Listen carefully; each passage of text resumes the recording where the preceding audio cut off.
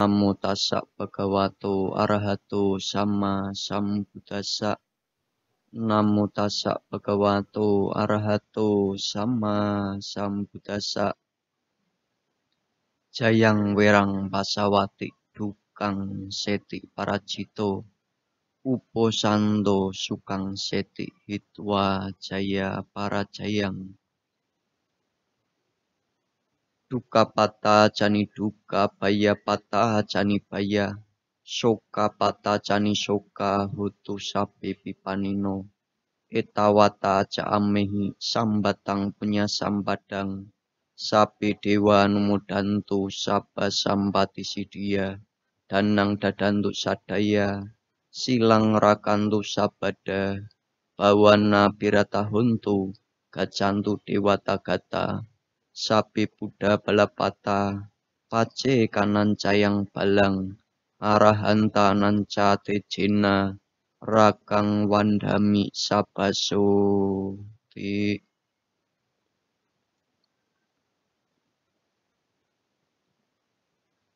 Upasaka, upasika, ibu, bapak, saudara-saudari sedama. Sebelumnya terimalah salam kasih dalam Dhamma dari saya, Namo Sang Hyang Adibudaya, Namo Buddhaya.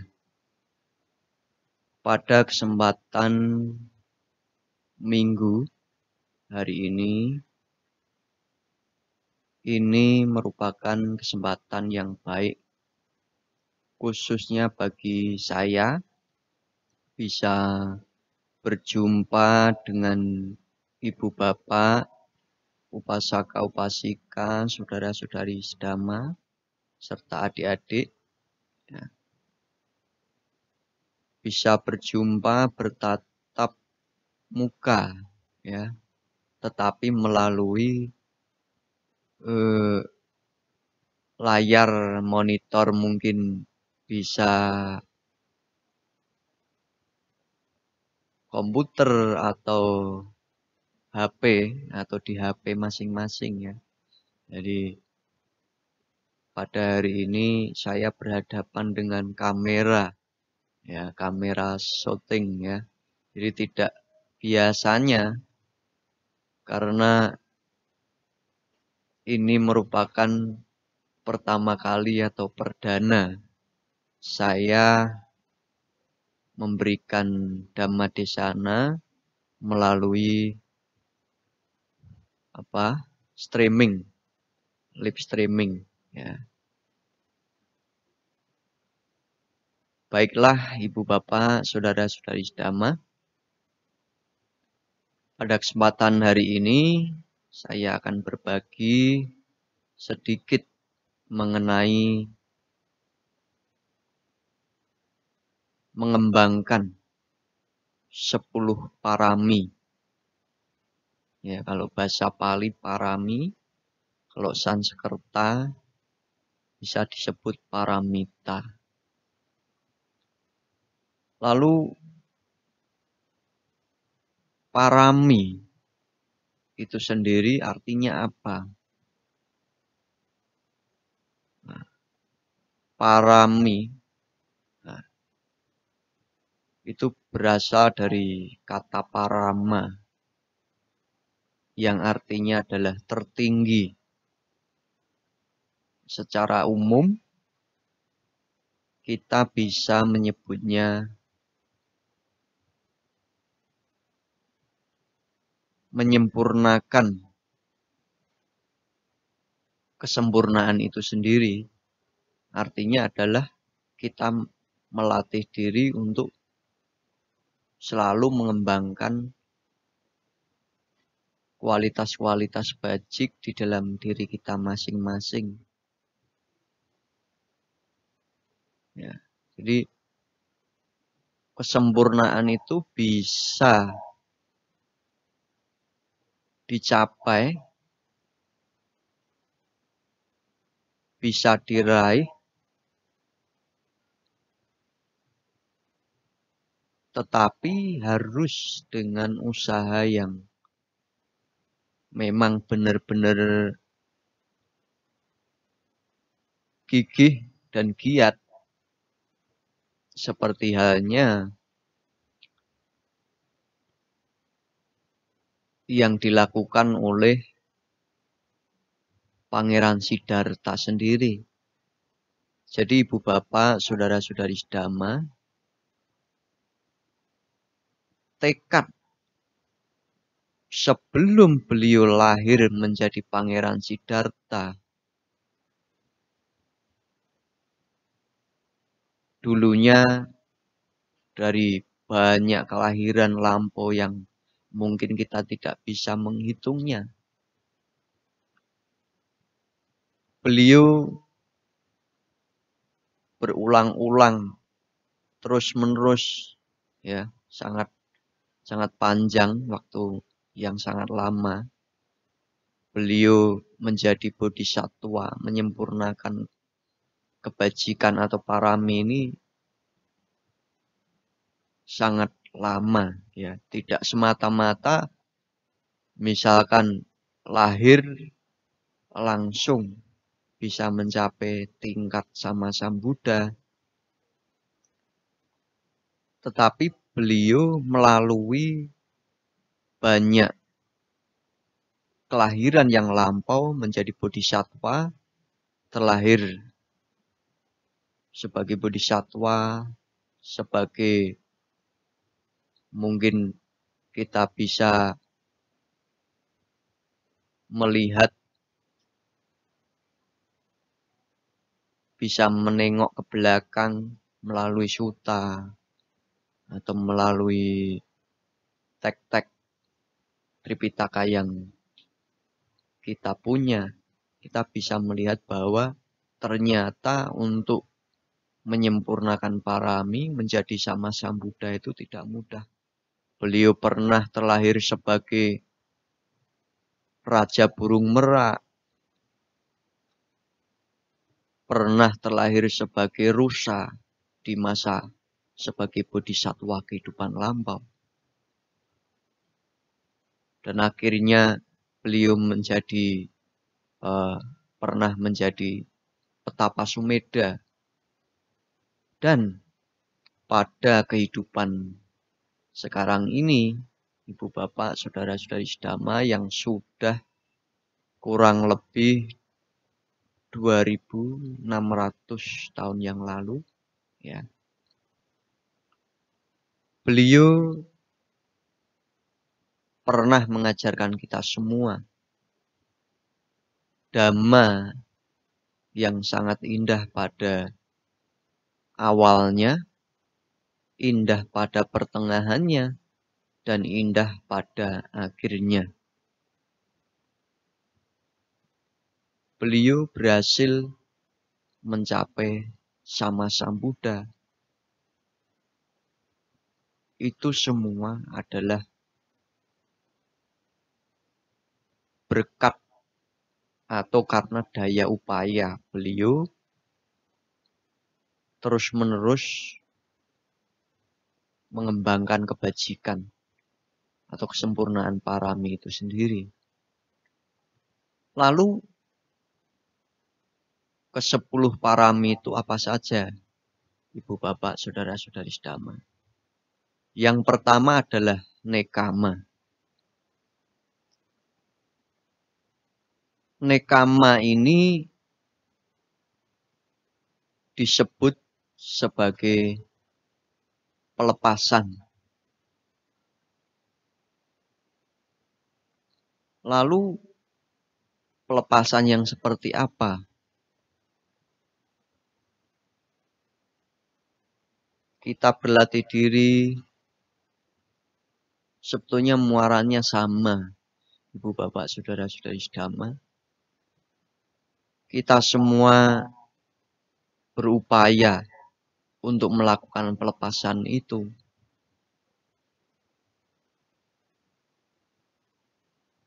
Contoh, kurang apa? Pangeran Siddhartha, beliau sebagai pangeran yang tidak kekurangan apa-apa, ya.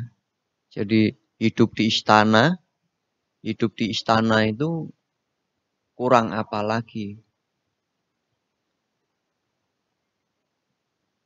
Penuh kemewahan, penuh kemegahan.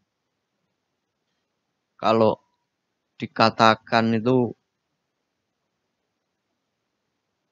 harta kekayaan dari seorang raja Suddhodana itu sangat luar biasa.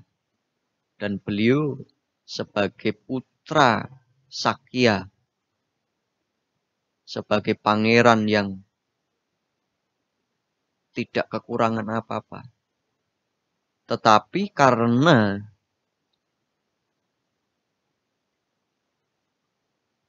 beliau melihat dunia ini sebetulnya penuh dengan penderitaan, penuh dengan ratap tangis, penuh dengan kesedihan. Ya. Lahir, tua, sakit, kematian. Sehingga akhirnya beliau melihat pertapa.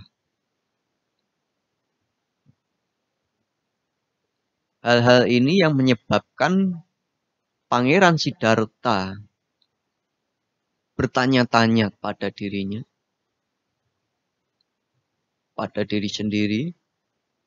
Jadi beliau tidak bisa tidur.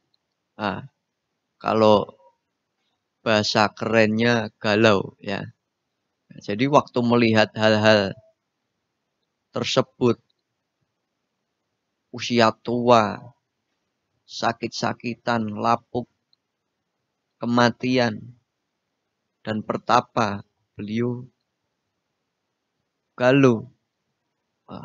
Banyak pikiran, kenapa ya kok seperti ini dunia ini? Kenapa kok harus ada orang sakit, orang tua, orang meninggal atau mati? Lalu kenapa kok ada betapa yang damai?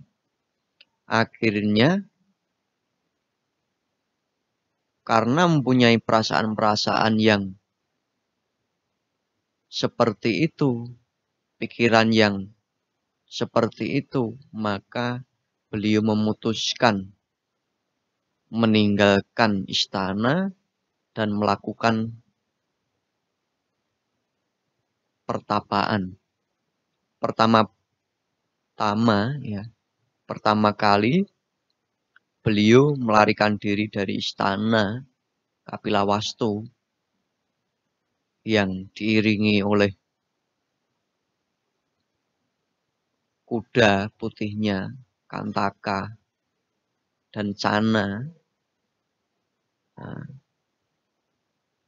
memotong rambutnya yang panjang, melepaskan mahkotanya yang panjang. Mahkotanya yang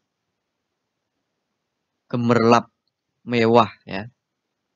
Kalau memotong itu memotong rambut ya.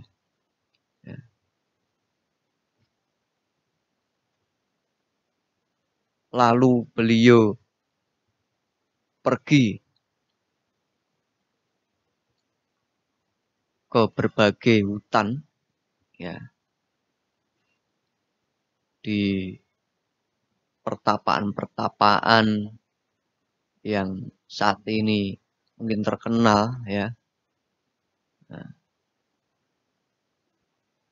Banyak sekali tempat di mana sejarah Pangeran Siddhartha bertapa dan akhirnya merealisasi sama Sang Buddha di bawah pohon Bodhi di Bodh Gaya. Ini adalah sebetulnya pertama-tama adalah upaya pelepasan atau nekama. Meninggalkan keduniawian dan hidup sebagai petapa. Ini memang tidak mudah, Ibu Bapak. Ini hanya dimiliki oleh mereka yang benar-benar mempunyai tekad yang tinggi. Tidak mudah melakukan pelepasan. Karena kehidupan kita itu seringkali dan terus-menerus itu selalu bersinggungan dengan kepuasan-kepuasan mungkin indria-indria kita. Sangat susah untuk melepas. Tetapi dari tekad yang kuat, yang di sini adalah aditana, ya. Jadi tekad yang kuat maka beliau bisa.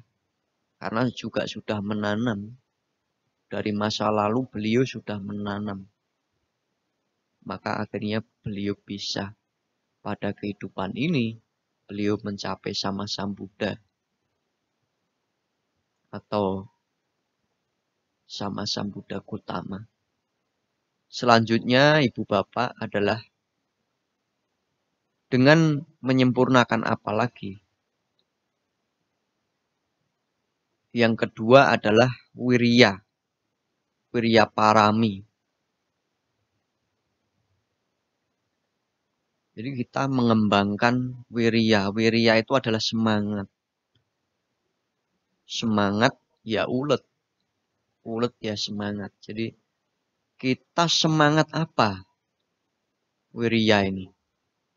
Kita semangat pertama dari hidup kita sehari-hari tentunya juga harus semangat. Kalau sebagai perumah tangga itu kewajibannya apa juga harus semangat. Harus tahu kewajibannya. Ya, semangat hidup, menjalani kehidupan itu harus semangat. Nah, kalau dalam praktek semangat itu tekun. Nah, kalau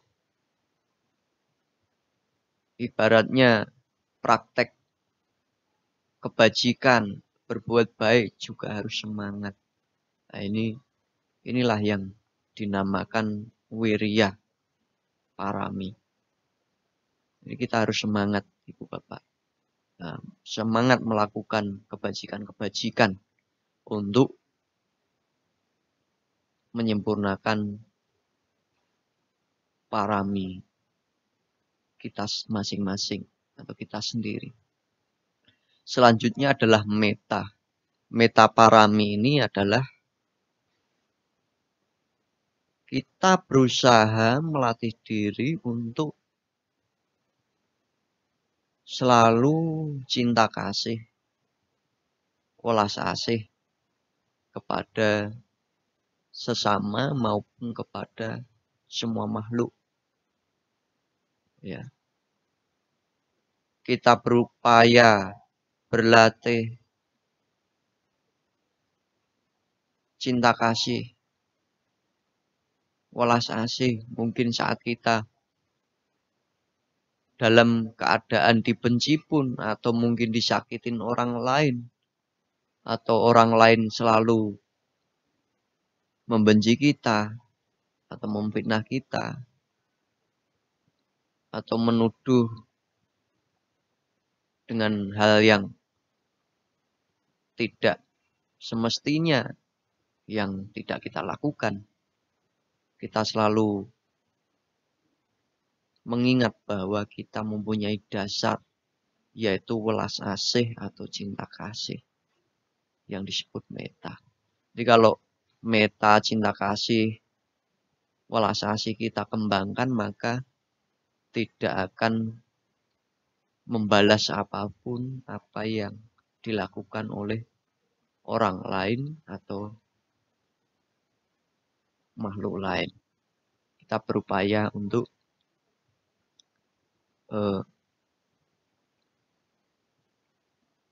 selalu ingat bahwa keluhuran itu muaranya dari welas asih dan cinta kasih. Tanpa cinta kasih, kita tidak akan tahu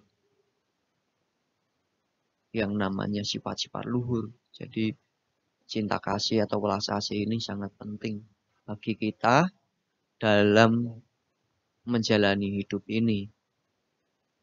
hidup ya mungkin di lingkungan sendiri, mungkin di masyarakat, dan sebagai makhluk sosial di negara kita tercinta, nah, ataupun di luar dari negara kita, kita juga harus mengembangkan sifat-sifat meta atau cinta kasih ini.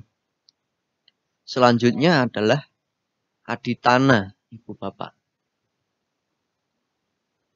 Aditana parami ini kita berupaya mengembangkan tekad. Tekad itu bisa dikatakan kekuatan hati atau ketetapan hati, bisa juga dikatakan keteguhan hati. Tekad ini yang nantinya akan mengantarkan kita kepada berhasilnya atau tidaknya perjalanan kita atau kehidupan kita saat ini. Karena muaranya sudah saya katakan dari awal bahwa kita muaranya sama. Ibu Bapak, upasaka upasika, adik-adik dalam dhamma, kita semua muaranya sama, yaitu sebetulnya pengen dan ingin bercita-cita untuk pembebasan atau kesempurnaan, atau pengen atau ingin mencapai kebahagiaan tertinggi, nibbana. Tanpa didasari tekad yang kuat, ketetapan hati, keteguhan hati, maka mungkin kita ya ditunda, mungkin bisa ditunda ya. Yang menunda diri kita sendiri, mungkin kelahiran yang akan datang lagi, ngulangi lagi tekad itu ya. Kalau misalkan kehidupan ini belum tercapai, ya, seperti saya sendiri, kalau tekadnya mungkin nantinya belum sempurna, ya bisa.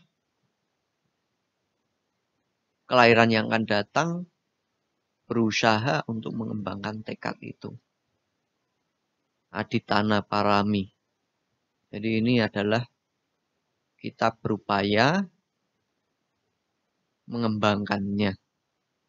Jadi saya juga orang yang masih berlatih. Ibu Bapak juga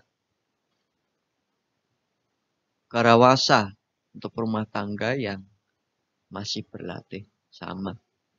Nah, hanya bedanya saya seorang biku, Ibu Bapak upasaka upasika. Tapi muaranya sama. Jadi tekadnya juga sebetulnya sama. Pengen ke sana, yaitu adalah pengen bahagia sejati. Kebahagiaan tertinggi nibbana. Lalu selanjutnya Ibu Bapak, kita berlatih untuk menyempurnakan sila parami. Sila parami ini kalau secara umum kita bisa bilang ya, melaksanakan anjuran kemoralan yang baik-baik, melatih diri untuk menjalankan moralitas yang baik atau sila ya.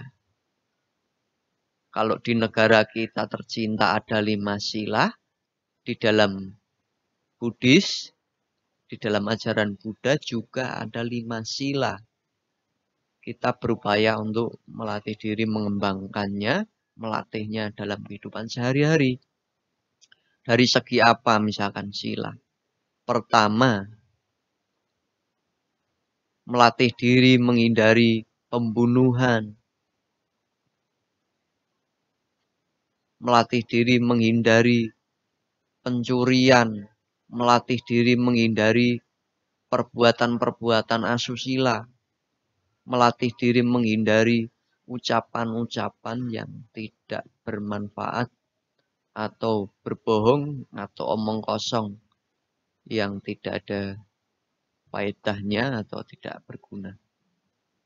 Melatih diri menghindari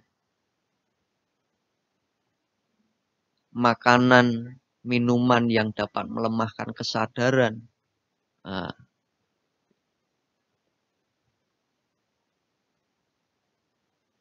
ini merupakan dasar-dasar kehidupan kita yang memang harus dilatih dan dikembangkan. Jadi 5 sila di dalam Buddhis kita ini adalah merupakan sebagai akar. Kalau bangunan itu bisa dikatakan sebagai cakar ayamnya. Ya, kalau cakar ayamnya nggak kuat, bangunan pun diguncang gempa 3 mungkin atau sampai 5 atau sampai 6 dalam guncangannya. Nah, kalau nggak kuat, mungkin bangunan itu akan roboh. Tetapi kalau cakar ayamnya kuat, pondasinya kuat, mencengkeram ke bawah, benar-benar kuat, cornya juga kuat, maka bangunan pun akan kokoh, digoncang gempa sampai 8 pun nggak akan roboh mungkin ya. Nah, jadi seperti itu. Itu gambaran saja Ibu Bapak. Jadi kita sebetulnya haruslah melatih diri menjalankan sila-sila di dalam ajaran Buddha ini. Nah, selanjutnya adalah panya. Panya parami ini kita melatih diri untuk mengembangkan kebijaksanaan. Kebijaksanaan ini dalam sehari-hari kita bisa menyebutnya pandangan terang. Nah, pandangan terang itu kebijaksanaan. Panya, ya, panya, panyo, panya. Nah, dari panya bahasa Pali itu kebijaksanaan. Contoh-contoh dari kebijaksanaan itu apa? Contoh dari kebijaksanaan adalah kita mampu menimbang rasa, mengolah rasa, kita melihat, kita menonton, kita mendengarkan, kita mengutarakan harus didasari dengan kebijaksanaan itu sendiri. Agar hidup kita tidak banyak masalah, tidak banyak permusuhan pada orang lain. Contohnya apa? Kita bijaksana dalam bertutur kata. Memilah kata-kata yang mungkin menyejukkan orang lain. Nah, itulah cara-cara kebijaksanaan kita. Tahu mana yang harus dilakukan, tahu mana yang harus ditinggalkan. Itulah ciri-ciri kebijaksanaan atau panya. Ya. Dan kebijaksanaan sendiri, Ibu Bapak, saudara-saudari sedama, merupakan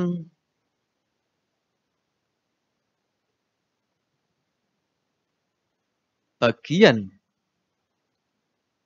sikap batin yang mencerminkan bahwa setiap orang itu mempunyai energi spiritual. Nah, itu semua dari kebijaksanaan kita. Nah, jadi kita hendaknya mengembangkan kebijaksanaan, ya, mengembangkan kebijaksanaan dalam diri kita masing-masing atau pannya. Jadi ibu bapak tahu mana yang harus dilakukan, mana yang harus dikembangkan, dan mana yang harus ditinggalkan. Kalau nggak baik, kalau nggak membawa kebahagiaan, nggak membawa ketentraman, kedamaian, maka kita berlatih untuk meninggalkannya. Itulah ciri-ciri kebijaksanaan. Nah, lalu selanjutnya ibu bapak adalah kantik.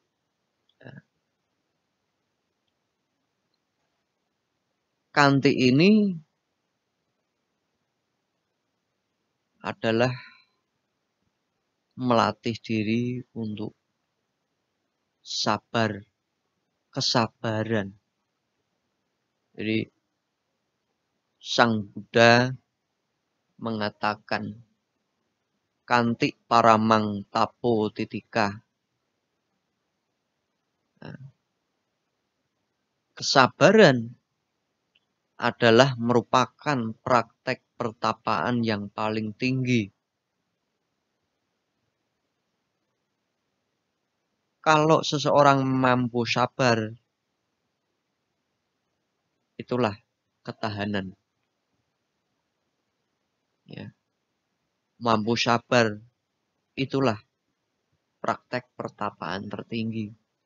Sabar dalam kondisi apapun, mungkin susah senang, ya. Kalau orang Jawa bilang itu susah seneng kudu dilakoni. Itu susah, bahagia, sedih. Mungkin keadaan yang seperti ini, keadaan saat ini kita alami, mungkin di dunia,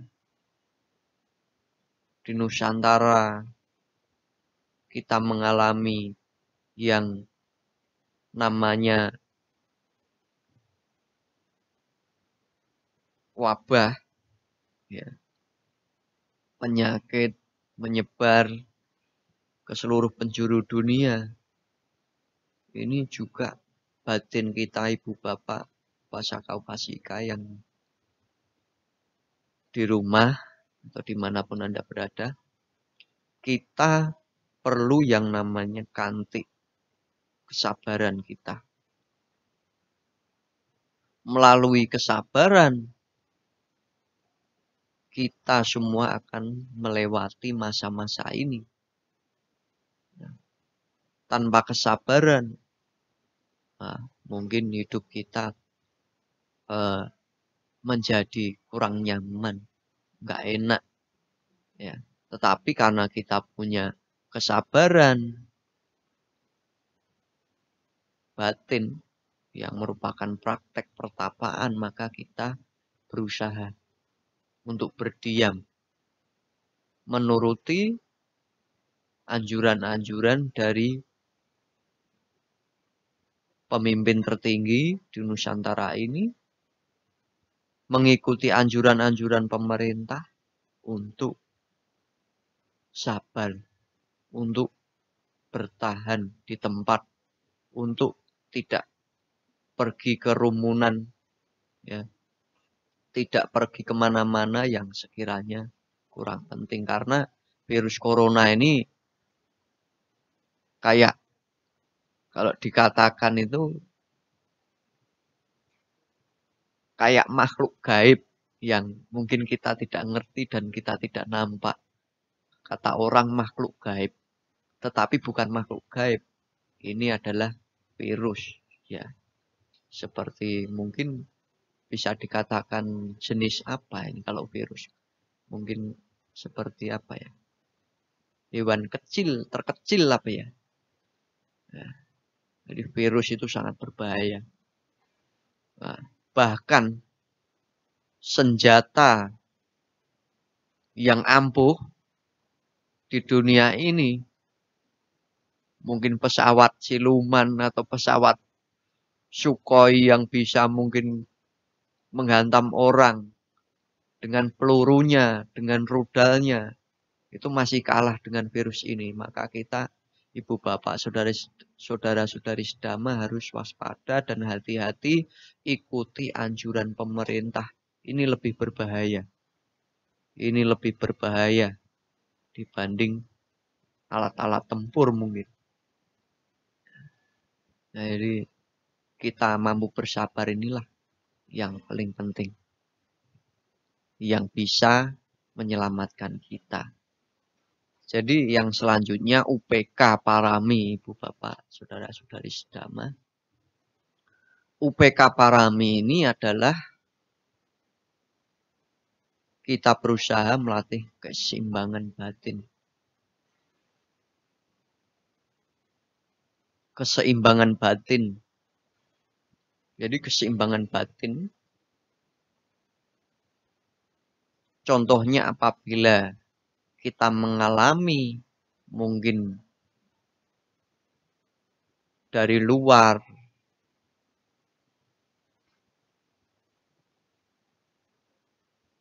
dari mereka yang mungkin tidak suka atau mungkin kita mendengar yang kurang enak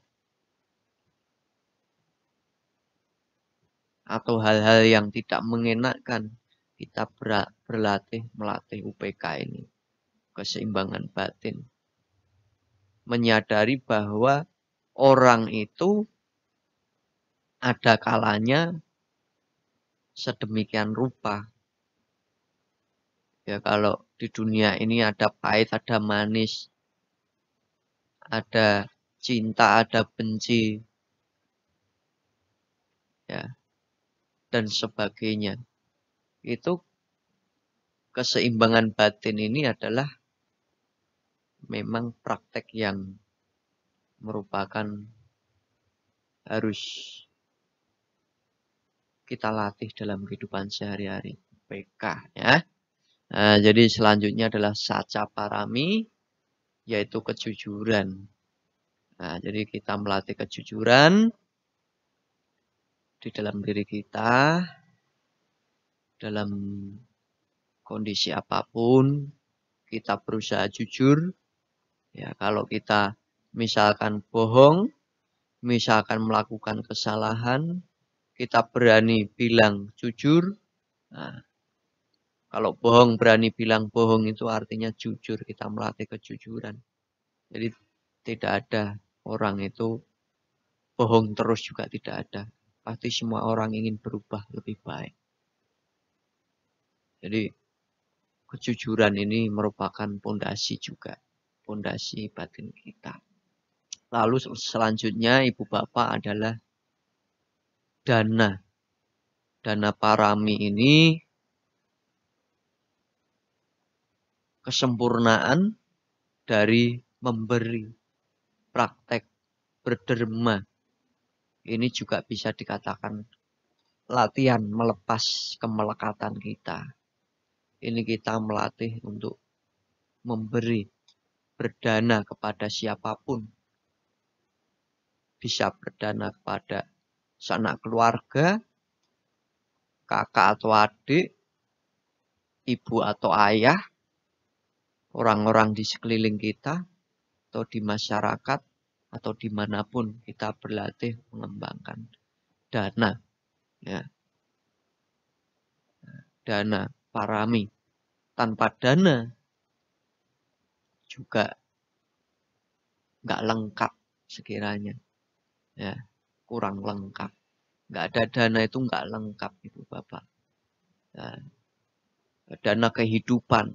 Kita memberi makan, memberi makanan kepada orang lain, kepada siapapun yang membutuhkan. Itu memberi kekuatan kehidupan. Dana. Ya, jadi saya kira ini sudah tahu lah. Tinggal prakteknya kehidupan sehari-hari kita.